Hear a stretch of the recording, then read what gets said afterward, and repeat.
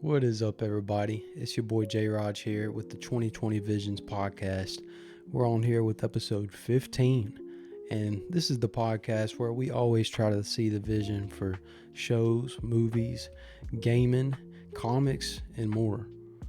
And this train's a rolling, and you might as well hop on. Today, we're going to be talking about a few things. We're going to be ranking some Toy Story movies with the recent Toy Story 5 coming out this past week. We're going to be going over some news regarding Avengers Doomsday and Avengers Secret Wars, just a little bit of news. Going to be talking about the new Spider-Man trailer a little bit and a nice theory that I have that regards the Hulk, and also a little bit about the Hand's involvement in that movie and just my thoughts on the trailer.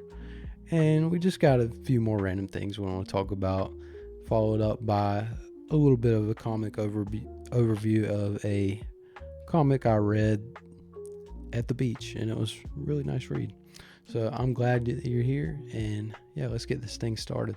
I'm going to start out talking about the Toy Story stuff. So Toy Story has been my favorite animated movies ever since I was a kid. I'd put those at the top for me personally, and I think it's hard for them to make a bad Toy Story movie, I'll be honest. And literally 2 days ago, I saw Toy Story 5 when it came out. I wanted to do a ranking. I don't think I'm in a position where I can officially rank Toy Story 5 quite yet, because I don't want to have recency bias or, vice versa, that kind of thing. I'd rather just rank Toy Story 1 through 4. So we're going to look at it from a few different perspectives. So starting out, Toy Story 1. I feel like most people, most kids, that's the main one that almost everybody has seen, is Toy Story 1. It introduces the series, establishes the characters, and it shows a few iconic things, in my opinion. The main one being Pizza Planet. If you look at Toy Story merch, most of the time it's going to be a Pizza Planet shirt. And I have yet to visit a pizza place in real life as cool as that. So the story, it's awesome. Toy Story 1 is great. Toy Story 2, it's got the stuff with Al's Toy Barn, Woody getting kidnapped. Al, he's a fiend. He's trying to get all the toys he can. He's willing to steal them at a yard sale to do so, to sell them at his little toy shop, make that moolah. But something that stood out to me for Toy Story 2 was probably the introduction of Jessie. Toy Story 3, it's where basically Andy's going to college. That movie came out years and years after 1 and 2 did. And it just kind of shows a natural progression where Andy is growing up. He's in a predicament where he's got to figure out what toys he wants to keep, which obviously, with the thoughts of growing up and the thoughts of leaving home and the toys feeling neglected and abandoned, it really gets to your emotions. We'll say that. And there's just some crazy scenes, especially towards the end. It seems like a natural close to the story. Toy Story 4, though, it introduces, I think, what they call rogue toys. So like Bo Peep and a few others. They basically don't have a home, but they actually enjoy just getting to roam around, doing what they want. It introduces, I think, this doll. Her name is like Gabby Gabby or something, and her voice box doesn't work, so she doesn't have anyone at this antique store that's willing to buy her, and she feels neglected and sad, so she decides to kidnap Woody because she wants to take his voice box so she can be wanted as a toy. And it's very emotional, kind of creepy with all the dolls. The scene that stands out to me is like, even after she got her voice box fixed, the shop owner's granddaughter was there, and they set Gabby Gabby there all perfect and everything, and they're like, do it now, pull your cord, get her toy to start talking. And the grandma was like, oh, here, honey, this toy is good for you. And the girl, you think that this is the moment Gabby Gabby's getting her on her, and the girl just throws her to the side and says, nah. And you can hear the heartbreak I mean, you can feel it is what I meant to say. Um, but anyway, it kind of follows Bonnie, who is the one who got the toys at the end of 3. She has all the toys in 4 and stuff. So anyway, that's the basic rundown of those. And I'm going to look at it from this perspective. Like, what's most memorable, okay? I think the iconic things for me is Pizza Planet, Emperor Zurg,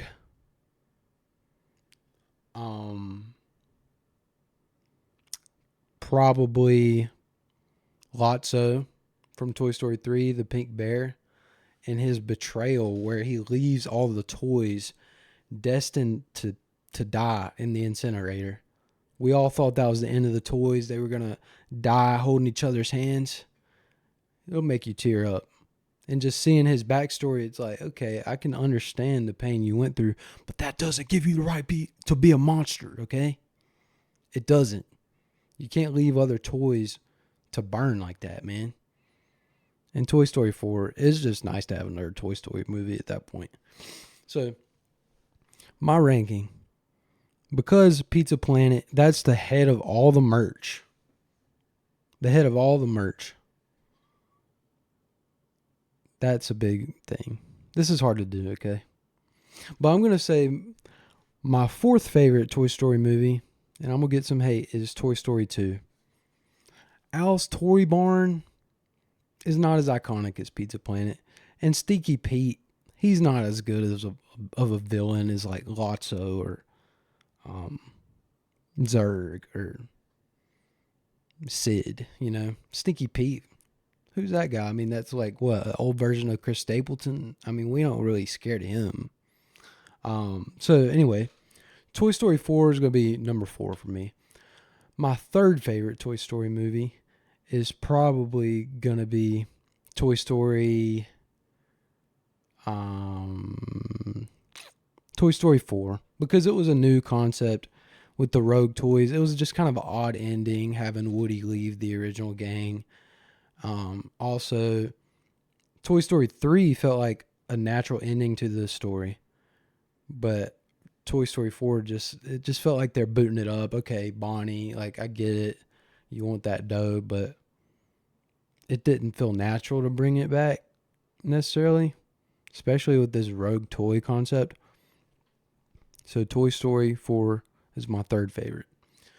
My 2nd favorite Toy Story movie is the OG, Toy Story 1. Pizza Planet, iconic.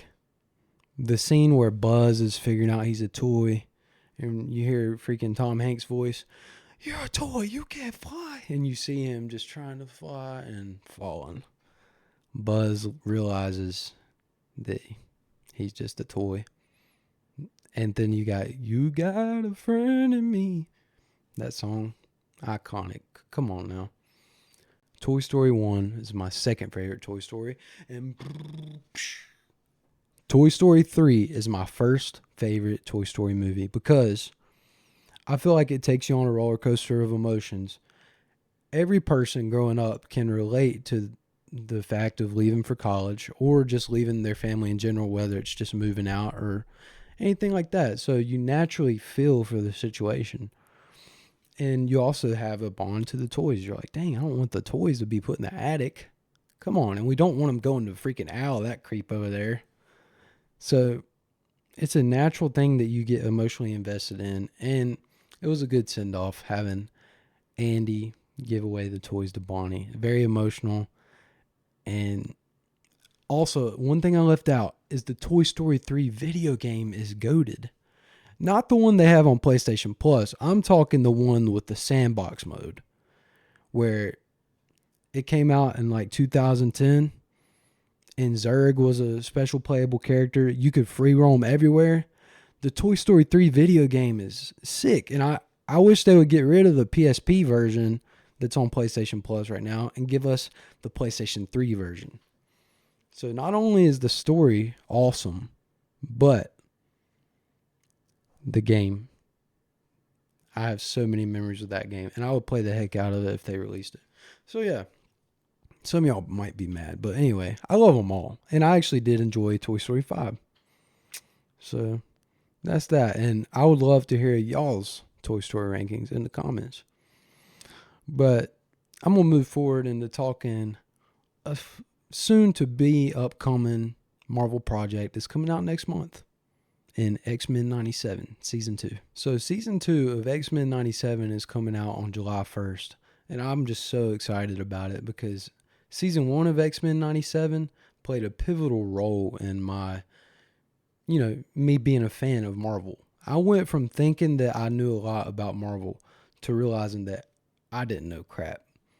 I thought I knew the X-Men. I'd seen the Fox movies. Little did I know that I had seen a crappy version of the X-Men. X-Men 97 shows the X-Men at their peak. And it's sick.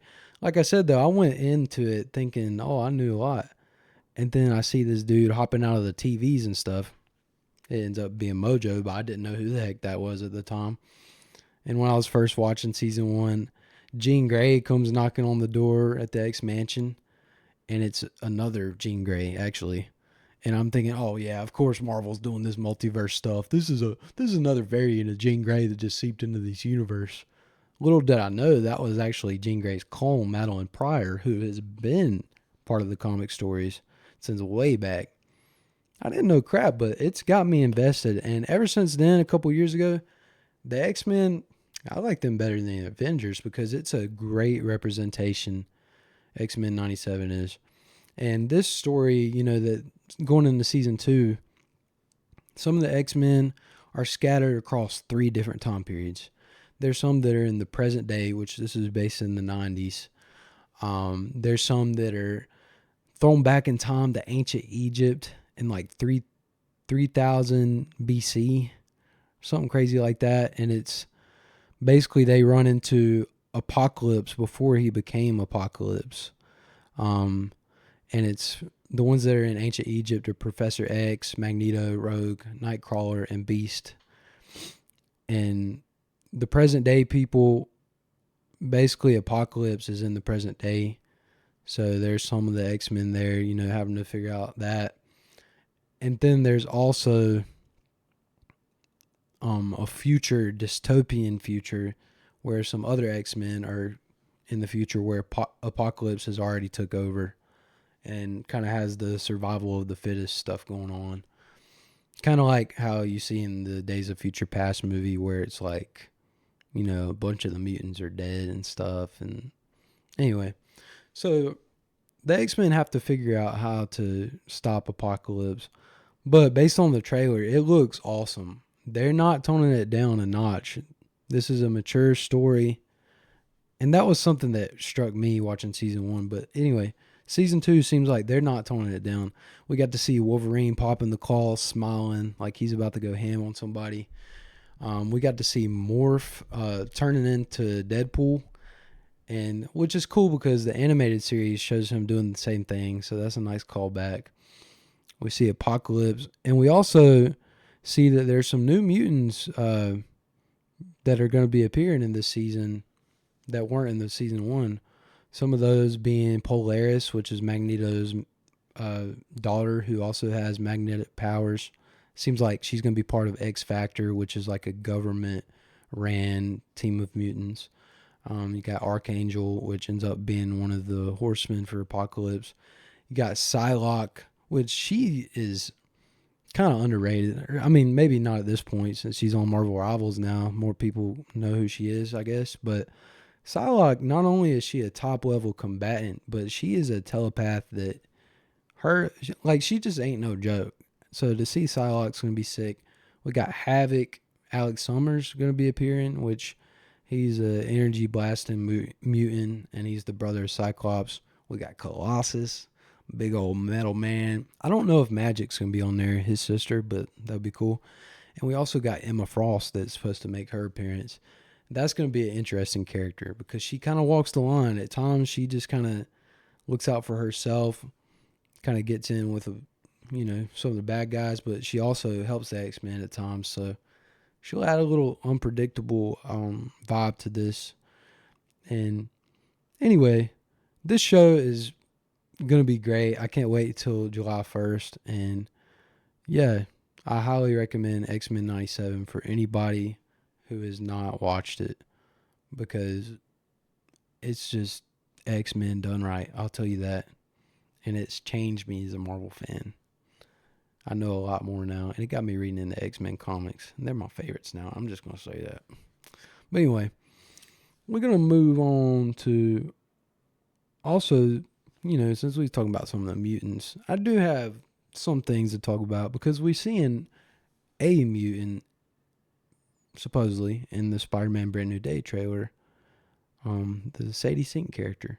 So I'm going to talk a little bit about that trailer and some of my thoughts. So Spider-Man Brand New Day, that's something that's coming out also in July, but it's going to be July 31st. I already bought my tickets, by the way. Going opening day, baby. But it was already about sold out. But I'm just so hyped for it. And anyway, they released the second trailer on the day that tickets went on sale, and it shows Savage Hulk. Like, it first shows, Peter going to Bruce Banner, trying to figure out what's going on with his mutation. They're calling it like a mutation, saying that his blood is mutating. And he's kind of going to Bruce, trying to see how he can control his powers, because he seems like he just loses control. And when he does, it seems like he gets more violent, because it shows him whipping Scorpion into a car, just like a savage, and his eyes go black. He looks stronger than ever before, Spider-Man does. But it ends up showing Hulk transforming. But beforehand, he shows that he has an inhibitor band on his arm that keeps him from turning into the Hulk. That's kind of a flash to some X-Men type stuff, because in some of the stories, the mutants get put on like an inhibitor collar where their powers aren't able to be, done. So also the trailer shows the Department of Damage Control, which is appearing to end up being like an anti-mutant group that the MCU is going to be showing. They're going to be against the mutants, probably a big foe. There's always some kind of political group that's against the mutants in the stories. And it seems like, if everybody's right, saying that Sadie Sink is playing Jean Grey, they already have Jean Grey in their custody. I guess they know about her powers and consider her to be a danger. And that's part of the story that it looks like they're going with, is that Spider-Man's trying to help her kind of be freed from the Department of Damage Control. But anyway, so a few different factors. We got the Hulk running rampant, chasing Spider-Man around. He's a savage. I don't think that Hulk is going to be officially stopped by the end of this movie. And another group that's shown is the Hand. And everybody, they're saying that, Spider-Man's fighting the Hand in a prison. Daredevil is now in prison. So it's probably the Hand are trying to go to Daredevil, and Daredevil is going to appear in the movie. Don't get me wrong, I'm a giant Daredevil fan. He might be my favorite hero. But just for the sake of having a different option, I want to ask y'all this. What if there's already mutants established in the MCU that have just been in the background? I mean, Damage Control, they're trying to control Jean Grey. What if they already have Logan, Wolverine, a recasted version that's going to be in this next mutant saga? What if the Department of Damage Control already has Wolverine and are actually having Wolverine work for them? Because here's the thing. Think about this. If they're going to introduce a recasted version of Wolverine, what's the first, like if it's a reboot basically, what's the first comic Wolverine ever appeared in? Wolverine versus the Hulk. And here's the thing. If Hulk is running rampant, I can imagine Spider-Man, getting him to somehow get away from New York. But he's probably still going to be running rampant in the wilderness. And what if the government sends Logan, Wolverine, to try to tame the Hulk and try to defeat the Hulk, just like the comics? And that can be the introduction for Wolverine. And where the Hand comes into play is the Hand goes after Wolverine in the comics. Wolverine, a lot of the time, he's residing in Japan. And the Hand actually ends up killing Wolverine, resurrecting him with their weird magical stuff, and using Wolverine as a weapon, similar to how they've done with Elektra. That could be the way Wolverine's introduced into the MCU. So I just wanted to throw that out there. Everybody's talking about Jean Grey, but nobody's talking about how Mutant Saga's coming up. What if Wolverine is already working for damage control or working for a government entity, we'll say? That would be sick. And it could set up, a movie where Wolverine is fighting Hulk. We've never seen that in live action except for in the Deadpool montage scene with all the different versions of Wolverine that he ran into. So yeah, that's a cool theory I have. I think that they're going to set up Hulk being in the wilderness, and then in a future movie, Wolverine is going to have to go after the Hulk to try to tame him himself because Spider-Man couldn't. Also, who knows? What if Jean Grey isn't even the Sadie Sink character? We're just going to have to find out July 31st. I really think that this is going to be the best Spider-Man movie of all time, though. And seeing Hulk versus Spider-Man is going to be insane. That's the kind of stuff I thought about when I was a kid. Like Hulk versus Spider-Man. That would be the craziest fight ever. And we're going to get to see it. And we are getting spoiled as Marvel fans. But there's a couple of things I've heard recently regarding Avengers Doomsday and Avengers Secret Wars. Some minor things that I figured I'd just share with y'all real quick too.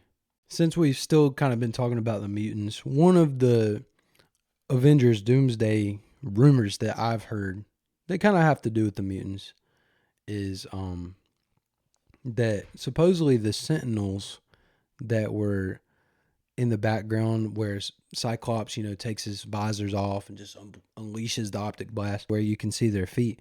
Supposedly their design, their model looks identical to the Sentinels on Xmen 97.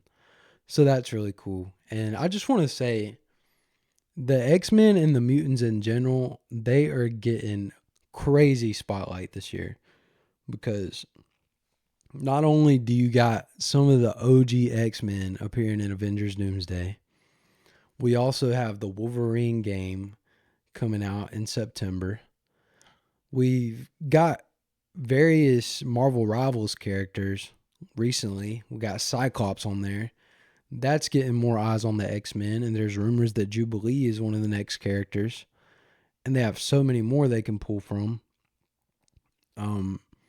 Jean Grey is supposedly in, Spider-Man Brand New Day.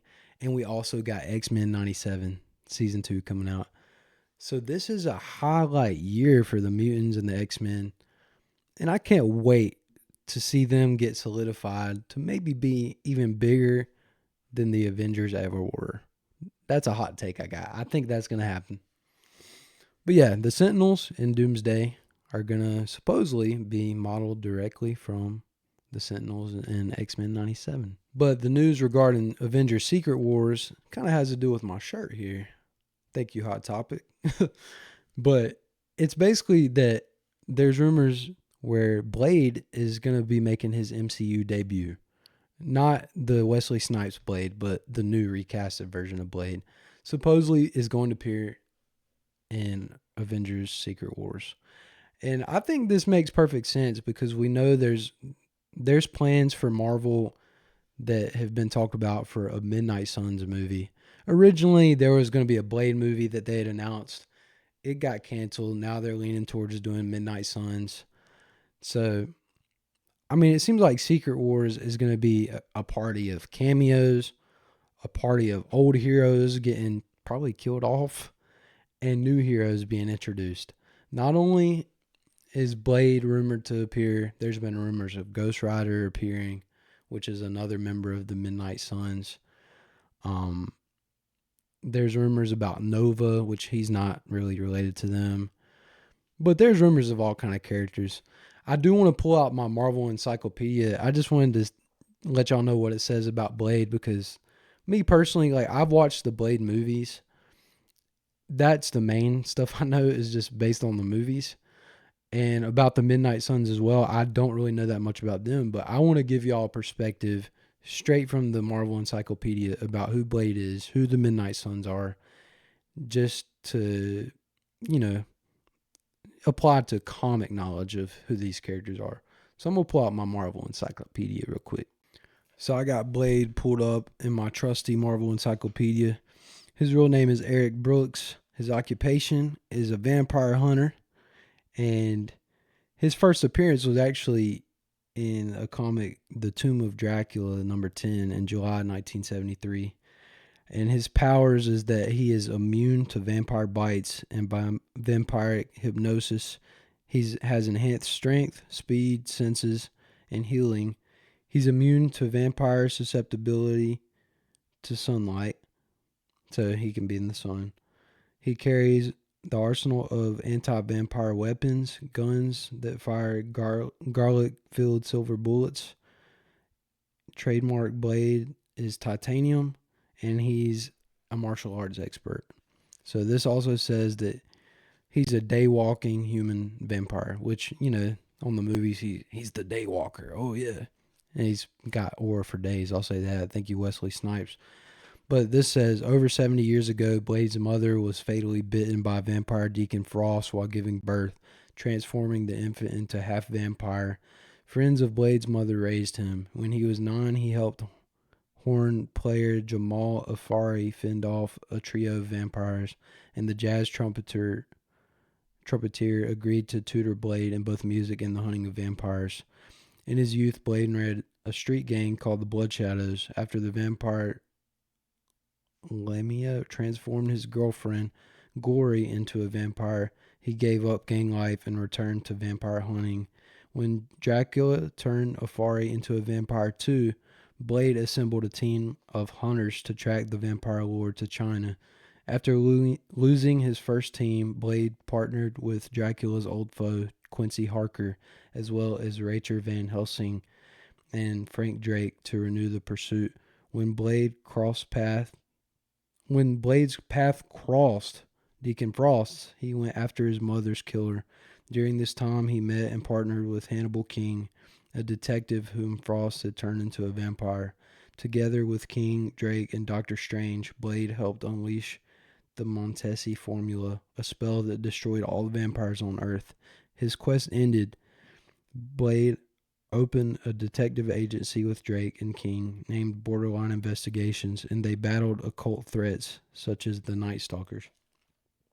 So there's a lot more to it than that.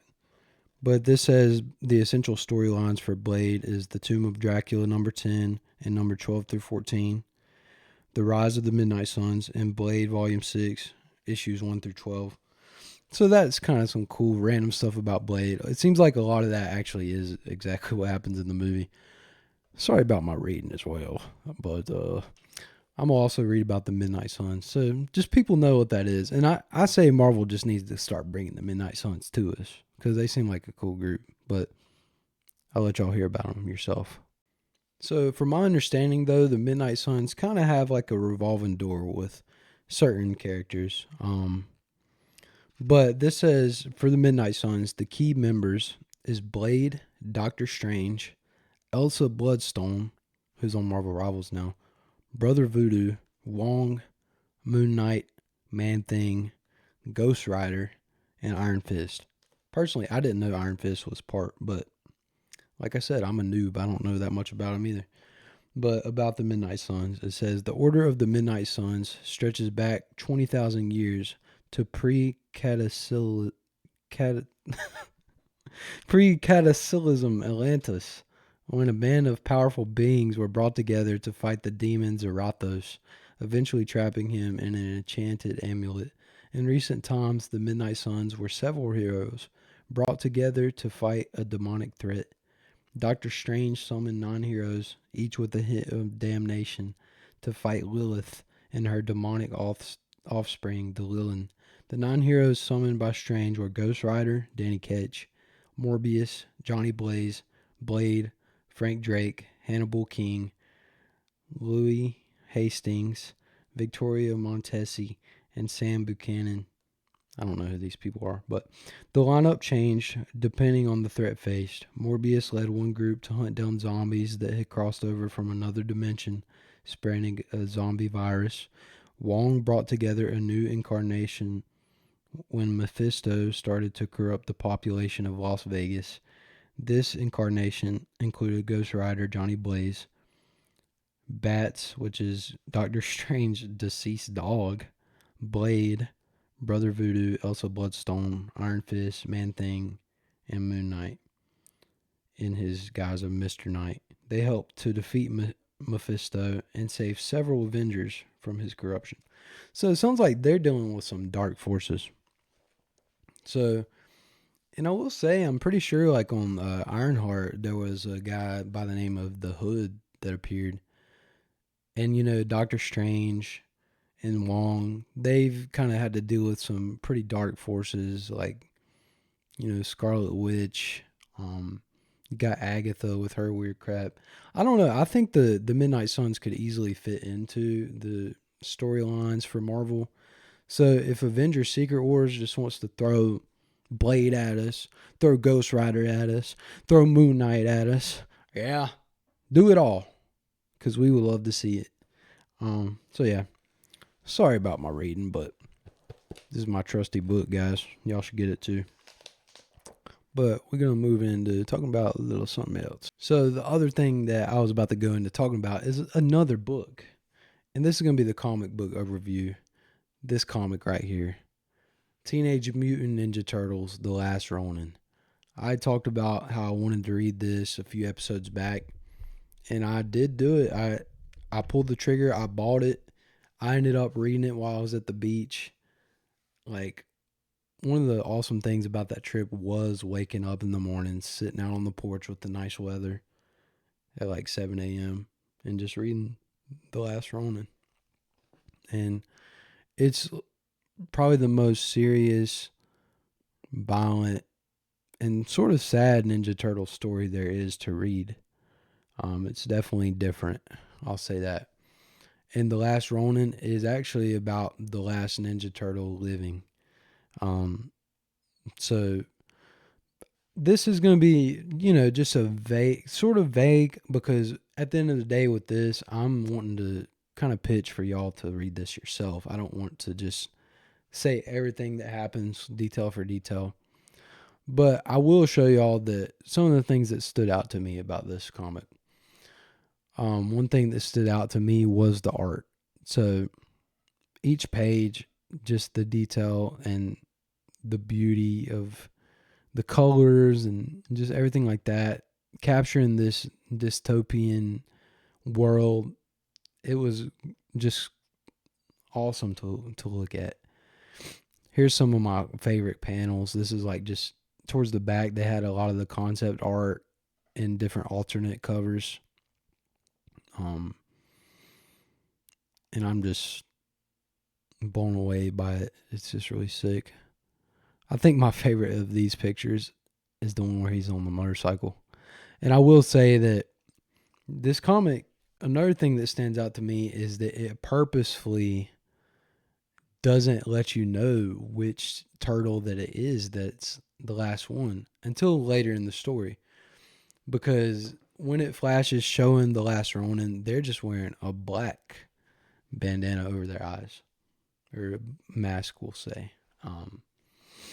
So basically kind of what sets this up, it kind of revolves around Shredder's grandson. This is after Shredder has been defeated. And the Ninja Turtles, which they're part of the Clan Hamato, and Shredder's grandson leads Clan Oroku, which is also called the Foot Clan. There's like a peace treaty between the two, but some violence does uprise. So Master Splinter and a Ninja Turtle that I'm not going to name end up setting up a meeting with the Foot Clan. And the person that they spoke to from the Foot Clan, they're like, yeah, like, we trust it. Like, you know, they've respected it for years at this point. Like, we trust that we can show up, have this meeting, and be safe. But it was a setup. I will say Master Splinter, he's no more after this ambush, and also the other Ninja Turtle that was there. I'm purposefully not going to say who it is. He ends up getting gone.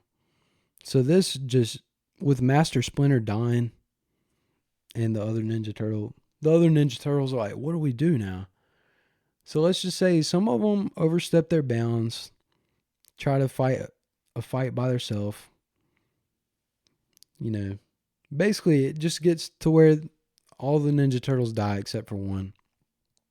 And basically they talk about how the last Ronin is supposed to bring official peace between the clans. And it's like, his destiny. So I'm not going to say everything that happens, but I was reading it. I was like, am I just dumb? Like, did they already say who the last Ronin is, or are they purposefully doing it? And when I did see online that it's purposefully done that way, I was like, okay, I'm liking that though, because it keeps you wondering. But it's just kind of sad because it shows a lot of flashbacks, and it shows that last Ninja Turtle. He's got the voices of the other turtles in his head, like kind of guiding him, and just trying to help him out along the way. And he has each one of their weapons that he uses. Like sometimes he'll pull out, I don't want to give it away, but he'll pull out all the turtles' weapons. And anyway, it's a great read. I don't want to spill out too many beans about it, but it's very serious. And when you do figure out who the last Ronin is, it hits even harder, and it is a little more sadder because this Ninja Turtle was very lighthearted before, and to see them go through such trauma and basically just make them a hollowed out version of their self, like just so serious, not even wanting to live anymore. It's sad to see that transformation. Lighthearted, fun guy to not even wanting to live anymore. It's a tragic story, but guys, please get The Last Ronin and read it. It was awesome. So I highly recommend it. But yeah, that was the comic book overview for the day. Ninja Turtles, The Last Ronin. But, since I'm talking about The Last Ronin comic book, there was this event for gaming called Sony's State of Play. And there's been rumors about a Last Ronin game coming out, but they officially announced at Sony State of Play that there's a Last Ronin game officially in development.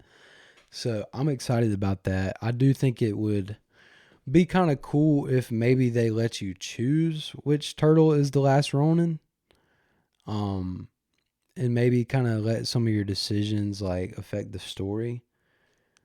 I feel like it's going to kind of give off Batman Arkham vibes, sort of like very dark, just thugs on every corner, because in the last Ronin comic, it does kind of make the town ends up going into martial law. So it's just going to be thugs everywhere, hopefully in the game that you can just beat up real good. That's what I'm talking about. Another game that was announced that I'm excited about at this event, it was announced, is Until Dawn 2. And Until Dawn, as you heard before, I like games that I can make decisions and it changes the outcome of the story. Well, that's the definition of Until Dawn, because that game, there's like tons and tons of different outcomes, like depending, like it changes who can survive, changes the actual story, because you get put in these events where you have to choose, okay, you're going to run this way or run that way. You're going to choose to say this to the person or that, and it affects the whole story, and it's awesome. So Until Dawn 2, it's in a different setting. It's not up in the mountains. It's like at a beachy like island, and it seems like a happy-go-lucky place, but there's going to be some kind of dark twist, and I'm definitely going to get that game when it comes out. But some other stuff that I wanted to talk about, I just mentioned gaming. I want to talk about some movies and some films I've seen. I've noticed a pattern about movies and films. At least I think I do. So I'm just going to vent about that. And if y'all want to comment and see what you think, just let me know. So I feel like movies and shows are a way to condition the human mind into accepting something that the government will release in the future. And they'll be more conditioned to accept things like, for instance, AI or aliens or, just things like that. And I feel like movies, time and time again, they show examples of this. One that even when it comes to do with Marvel that I can think of is Captain America, Brave New World. Um, the leader, the way that he's able to control people using mind control is by using frequencies. He plays the Mr. Blue song and it puts out a frequency that is able to control the soldiers. And there's government documents that talk about psyops, which a psyop is a government psychological operation. They do a lot of those, and there's these documents called MK Ultra, which they're fully disclosed now, like they've been released. And it talks about different frequencies and experiments where they test out what frequencies can control how humans behave. And the reason I mentioned that about Brave New World is the relation to real life events is last year the US government did a raid on Venezuela and they used a high frequency to literally kill some of the Venezuelans in the battle that they were in. So it's like, okay, Brave New World showed that frequencies can affect people. The government literally used frequencies to take out a bunch of Venezuelan enemies of the government. Another one with Marvel is actually the Avengers Age of Ultron. And this is kind of a reach, but hear me out. When Ultron is taking over Sokovia, the whole land in Sokovia, Ultron being an AI generated robot, he basically rips up the ground. You can see all the underground utilities. You can see the whole infrastructure is destroyed by the AI robot Ultron. And this is another example. I think that movie shows that AI is bad for the infrastructure. We got data centers that are being put in states that already are in droughts, but these data centers take up so much water. It's going to be just terrible for the local infrastructure. They're not going to be able to handle that much power. It's going to draw away even more water when they're already in droughts. And these data centers are holding data that helps AI generated media happen. That's another example. And another example with Marvel is in Daredevil Born Again Season 2, when the Kingpin and Karen Page are doing their trial. Basically, as the Kingpin is walking out of the courthouse, in a building nearby, they had some of the AVTF, the Anti-Vigilante Task Force. They had a few of them looking over the exit of the courthouse where one of the guys was dressed as Bullseye and he had his gun lined up. He was going to try to shoot Matt Murdock, this guy dressed as Bullseye. And it's like, okay, why would the Kingpin have the AVTF dress this guy as Bullseye? And it's because Kingpin is a politician and he wants to feed his agenda. Whenever the news comes out that maybe someone killed Matt Murdock, he wanted it to look like Bullseye did it so that he could influence the public eye.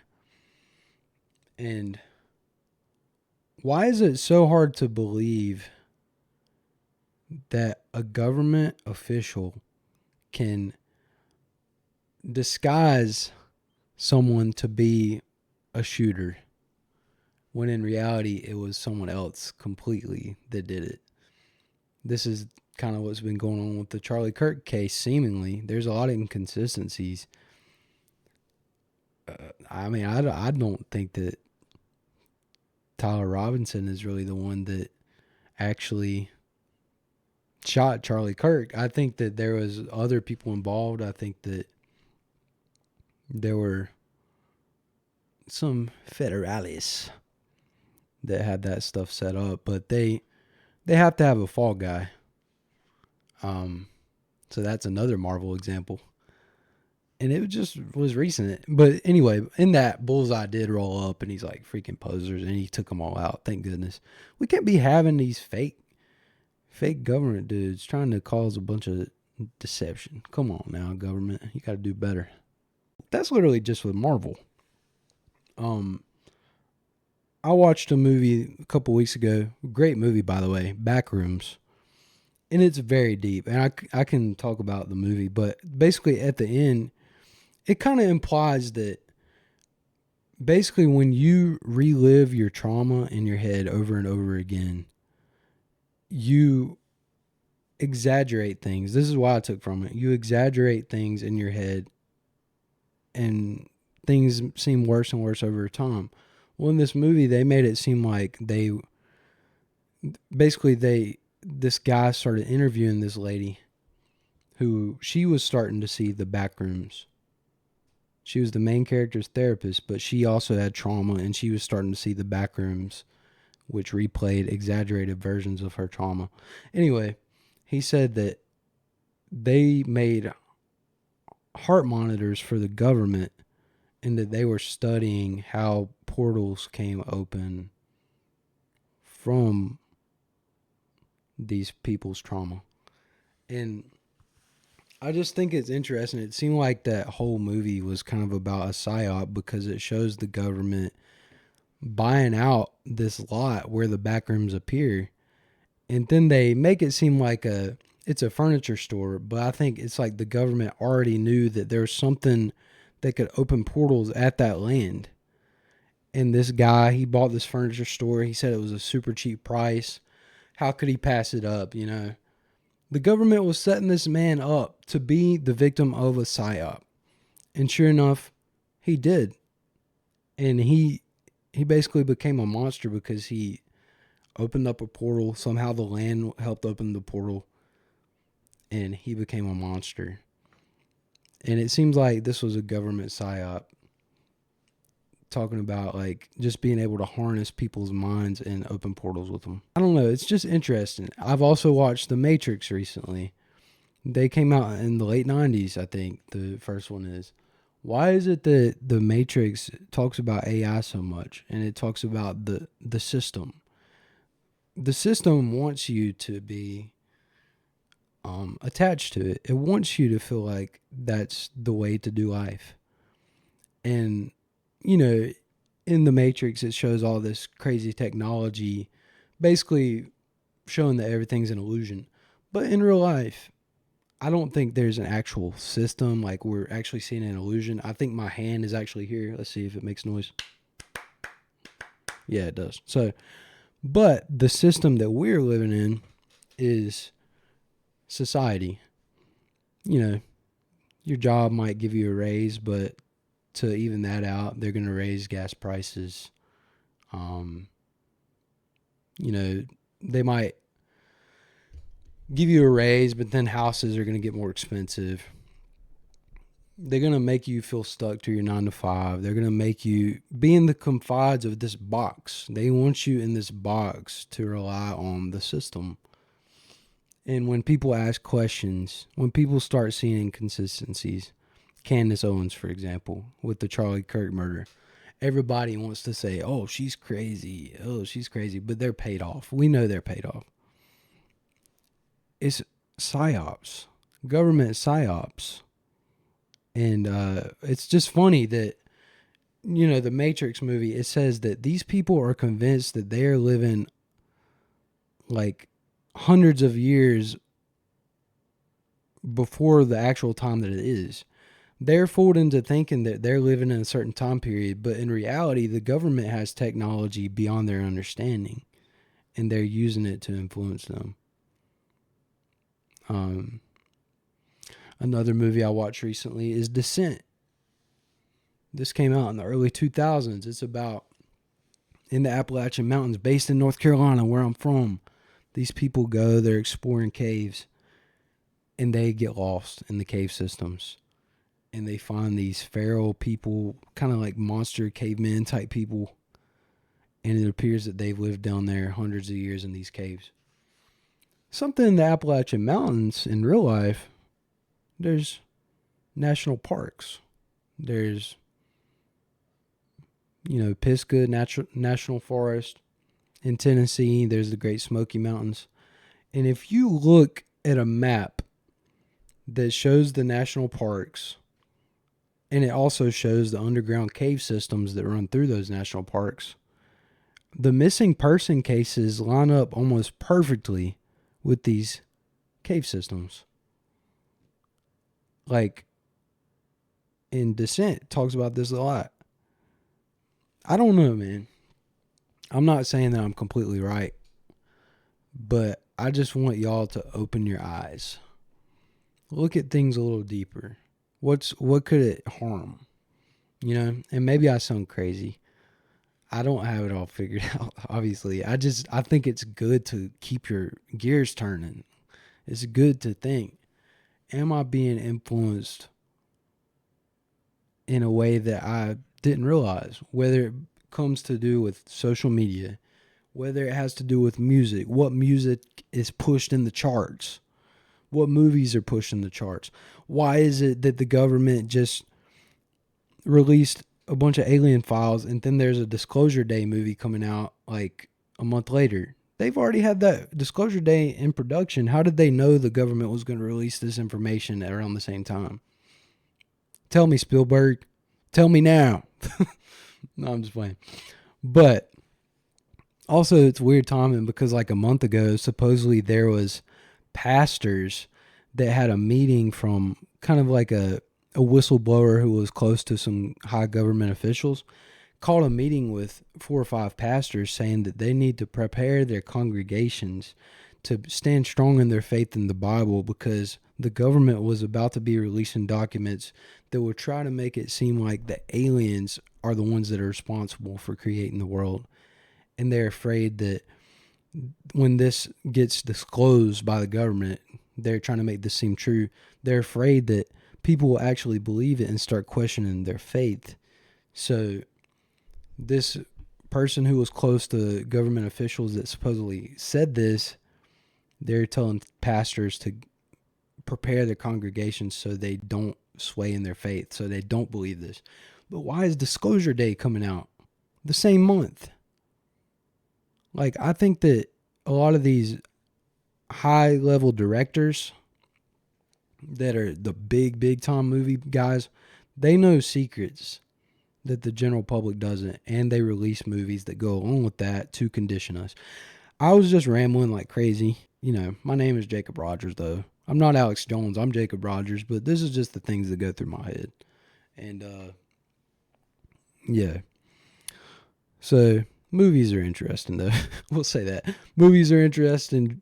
Songs are interesting. Anyway, I did say at the beginning of the first episode of my podcast ever, I said I would talk about cryptids and stuff like that. So here you go. I'm talking about some weird crap. It's probably off topic, but anyway, this has been the 2020 Visions podcast. And I'm Jay Raj, and I'm glad that you were able to listen to this, and just don't think I'm too crazy, but at the same time, just think deeper into stuff. You might notice some weird stuff too. But yeah, tune into my TikTok, tune into my videos. I try to post a lot of shorts, post a lot of gaming stuff, but I appreciate all y'all joining in. Hope you have a great week. Bye.